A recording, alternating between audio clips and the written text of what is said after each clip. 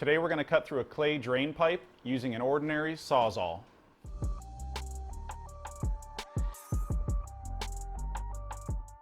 I'm working on replacing an old floor trap in the basement of my house, and this video will supplement the main video for that. And if you're into these kinds of how-to videos, make sure to click the subscribe button below, and if you want to be notified for new videos, click the bell.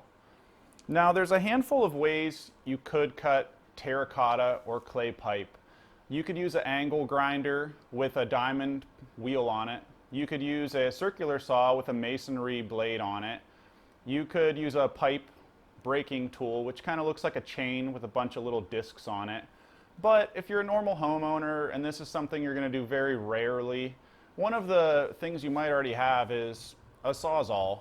And the beauty of a Sawzall is that you can kind of work in holes and things that you otherwise might not be able to get something like a circular saw into. Now, if you're not working in a hole, I would suggest maybe one of the more rotating style options that I suggested, because one of the issues with a Sawzall is they do really shake things. So what I did to my clay pipe here is I made sure to brace it really good. I pounded a 1x3 up underneath it, and I've put my foot on it nice and hard just to make sure that it's really not going to vibrate.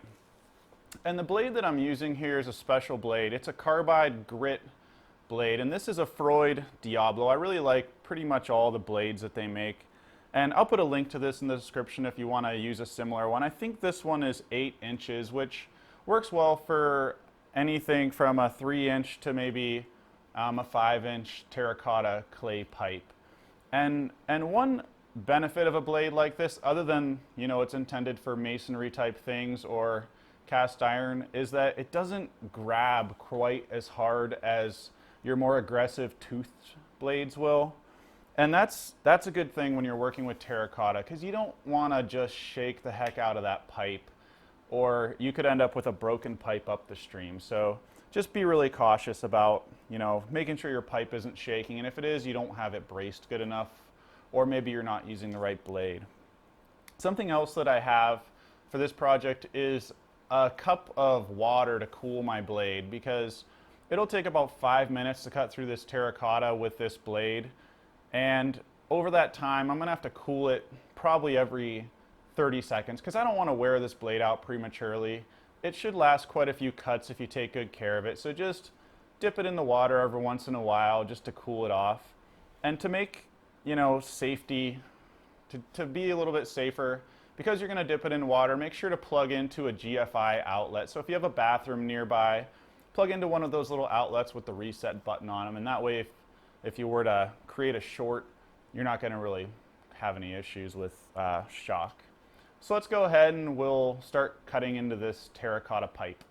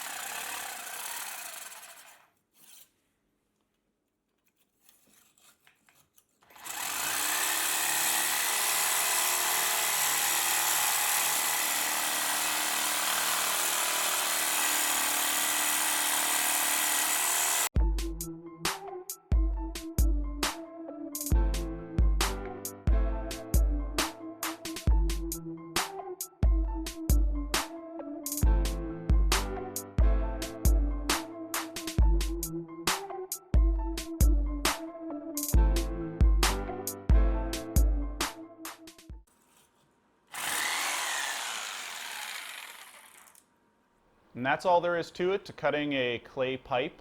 Stay tuned and I'll show you how to couple PVC pipe into an old clay pipe.